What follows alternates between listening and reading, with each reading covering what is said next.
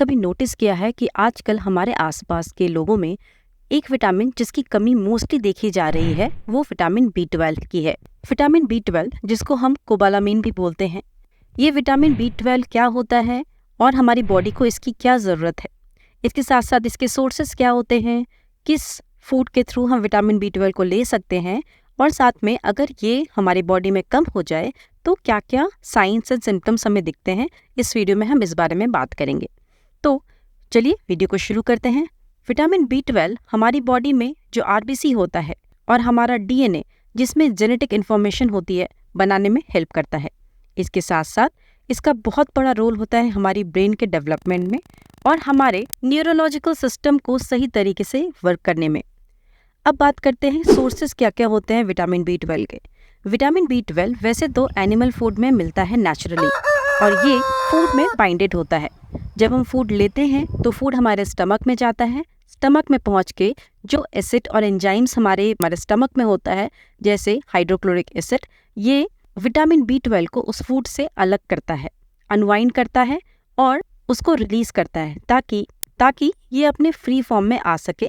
Vitamin B12 के इस free form को एक प्रोटीन जिसको इंट्रिंसिक फैक्टर बोलते हैं उससे कंबाइन हो करके हमारी बॉडी उसको अब्जॉर्ब कर लेती है। अब बात करते हैं कि कैसे पता चलेगा कि हमारे बॉडी में विटामिन B12 का लेवल कम है, क्योंकि कई बार अगर हम ब्लड टेस्ट कराते हैं तो हमारे ब्लड में B12 का लेवल बिल्कुल नॉर्मल आता है, बट जो सिम्टम्स होते हैं, साइंस होते हैं विटामिन B12 की कमी के, वो दिखते हैं। इसका मतलब हमारी बॉडी में एक्चुअली में विटामिन B12 कम है, बट ब्लड में वो लेवल सही दिखाया जा रहा है।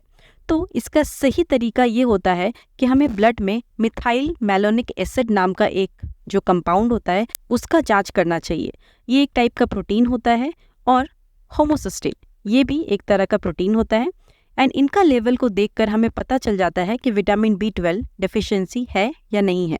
ये बेटर मार्कर्स होते हैं विटामिन B12 की डेफिशिएंसी को जांचने के लिए। अब बात करते हैं कि किस वजह से विटामिन B12 हमारे बॉडी में कम होती है। तो पहला रीज़न होता है अवॉइडिंग एनिमल प्रोडक्ट्स। मैंने पहले ही कहा कि जो विटामिन B12 होता है वो एनिमल प्रोडक्ट्स में नेचुरली मिलता है, तो जो वेजिटेरियंस होते हैं उनमें ये डेफिशिएंसी जनरली देखी जाती है। या फिर अगर आप अवॉइड कर रहे हैं फिश, मीट, पोल्ट्री, ये सारे डेयरी प्रोडक्ट्स, तो रिस्क जो होता है विटामिन B12 डेफिशिएंसी का वो बढ़ जाता है। इसीलिए वेजिटेरियन या वीगन डाइट फॉलो करने वाले को विटामिन B12 या तो सप्लीमेंट या तो फोर्टिफाइड फूड के थ्रू लेना चाहिए, स्पेशली प्रेग्नेंट फीमेल्स में, क्योंकि इनमें विटामिन B12 स्पेशली रिक्वायर्ड होता है, क्योंकि ये डेवलपिंग फीटस को सही तरीके से डेवलप करने में, उनके न्यूरोलॉजिकल डेवलपमेंट में हेल्प करता है, जो कि बहुत ज़रूरी है। दूसरा होता है लैक ऑफ इंट्रिंसिक फैक्टर। जैसे मैंने कहा कि इंट्रिंसिक फैक्टर जो प्रोटीन होता है उसके साथ विटामिन B12 मिल करके एब्जॉर्ब होता है हमारे बॉडी में। तो इन केसेस जैसे कि पर्नीशियस एनीमिया और भी टाइप के एनीमियाज होते हैं जिसमें विटामिन B12 का एब्जॉर्प्शन इम्पेयर हो जाता है, मतलब हमारी बॉडी में जा रहा है बट हमारा बॉडी उसको अच्छे से एब्जॉर्ब नहीं कर पा रहा है। तीसरा रीज़न हो सकता है कि अगर हमारे स्टमक में स्टमक एसिड की कमी हो जाए। जिन पेशेंट में जिनको एसिडिटी की प्रॉब्लम है या GERD की प्रॉब्लम है वो एंटा एसिड या प्रोटॉन पंप इनहिबिटर ज़्यादा अमाउंट में लेते हैं। हमारे स्टमक का जो एसिडिटी लेवल होता है वो कम हो जाता है, जिसकी वजह से एब्जॉर्प्शन जो होता है विटामिन B12 का वो कम हो जाता है।